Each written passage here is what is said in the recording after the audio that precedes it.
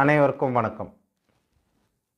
ஒரு முறை ஈசாப்பு அவர்கள் தன்னுடைய எஜமானர் கூப்பிட்றாரு. ஈசாப்பை கூப்பிட்டு, ஏம்பா நான் குளத்துல போய் குளிச்சுட்டு வரலாம் அப்படின்னு சொல்லி ஆசைப்படுறேன். நீ போயிட்டு அந்த குளத்துல மனிதர்கள் நிறைய பேர் இருக்கிறாங்களா, கம்மியான ஆளுங்க இருக்கிறாங்களான்னு பாரு.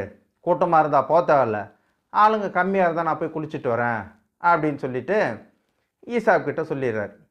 ஈசாப் என்ன பண்ணுறாரு, அங்கே போயிட்டு குளத்தை பார்க்குறாரு. குளத்தில் போகிற வழியில் ஒரு கல் ஒன்று இருக்குது. சில பேர் அந்த கல்லை தாண்டி போகிறாங்க, சில பேர் அந்த கல்லில் தடுக்கி விழுந்துடுறாங்க. அந்த பக்கமாக போன ஒருத்தர் அந்த கல்லை ஓரமாக எடுத்து வச்சுட்டு குளிக்க போனார்.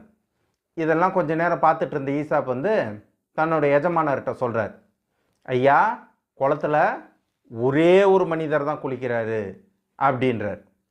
அப்படின்னோடனே, சரி அப்போ ஒருத்தர் தானே குளிக்கிறாரு, கூட்டம் இல்லைல்ல, நான் போய் குளிச்சுட்டு வரேன் அப்படின்னு ஈசாப்பினுடைய எஜமான் கிளம்பி போகிறார்.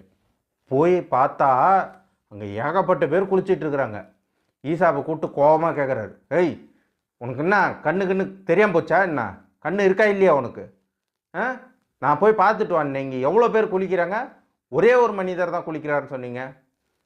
அவர் ஈசாப் கோவப்படாமல் அவங்க எஜமானுக்கு சொல்கிறாரு, ஆமாய்யா இங்கே ஒரே ஒரு மனிதர் தான் குளிக்கிறாரு. ஏன்னா இங்கே குளத்து போகிற வழியில் இருந்த கல்லை இந்த ஒரு மனிதர் தான் எடுத்து வச்சுட்டு போனார். மற்றவங்களுக்கெல்லாம் மனித தன்மையே இல்லை. யார் எப்படி போனால் என்ன, தான் உழுந்த மாதிரி அடுத்தவங்களை உழட்டமே அப்படின்னு சொல்லிட்டு அந்த கல்லை ஓரம் தள்ளமே போயிட்டாங்க. ஏன் பார்வையில் அந்த கல்லை எடுத்து போட்ட ஒருத்தர் தான் மனிதராக தெரிஞ்சார், மற்றவங்க யாரும் எனக்கு மனிதராக தெரியல அப்படின்னாரு. இதை கேட்ட எஜமா, ஈசாப் சொல்கிறதும் சரிதான். அதாவது உருவத்தில் மட்டும் மனிதராக இருந்தால் போதாது, செயல்பாடுலேயும் மனிதர்களாக நடந்துக்கணும்.